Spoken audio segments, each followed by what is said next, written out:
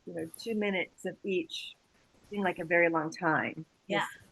And I was like, oh, this is going to take a long time. But as we were coming out, it was faster to me. Oh, interesting. Yeah.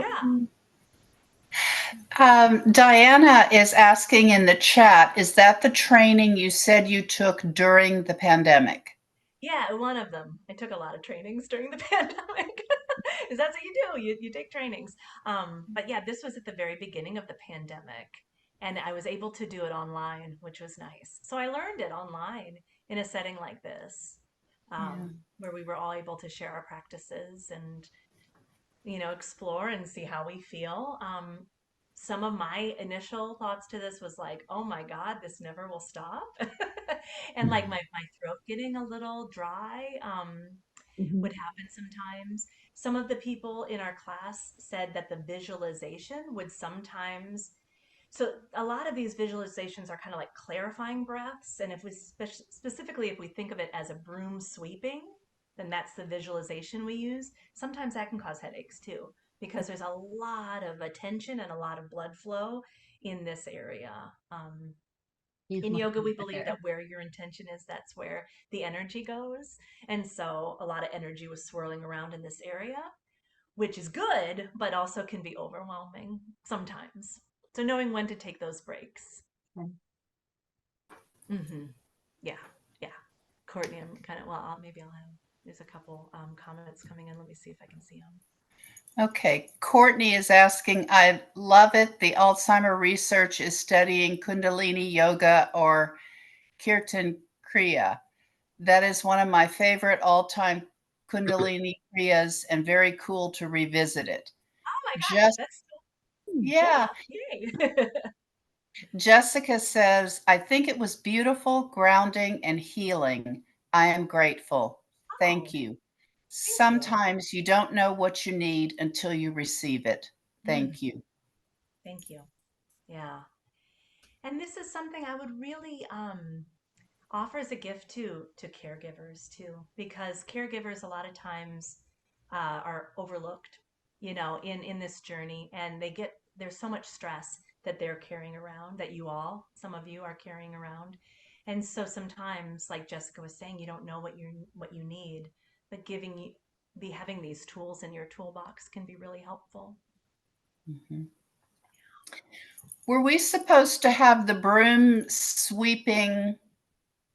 I did it mainly during the silent where we were saying and touching in our head, or were we sweeping the entire time? Yeah, great question, right? The practice is you're sweeping with every syllable is a sweep. That's the practice. Okay. It takes a moment to get there, right? And so it's a practice, and as we build up kind of our mental stamina, as well as like what is the order of things, and I'm tapping what and I'm doing what here, it starts to become you get into that flow process, but it takes a while. So ideally we'd want that sweeping visualization to happen sa, ta, na, ma. Yeah. Okay. Ah, Yeah. Cool. yeah. Well, you all are so lovely. Thank you for going on this journey with me. Yeah. Thank you, Natalie. That was lovely. Yeah. Thank you. Thank you so much. This ends our dementia series. And again, please visit our website. It will take a few days to a week before this gets posted and uploaded, but visit often. Okay, we have one new message. Oh, a lot of thank yous, Natalie. And Natalie, we are all very grateful. Yeah. Thank you. All right. Good night, everyone. Good night. Thank you. Right.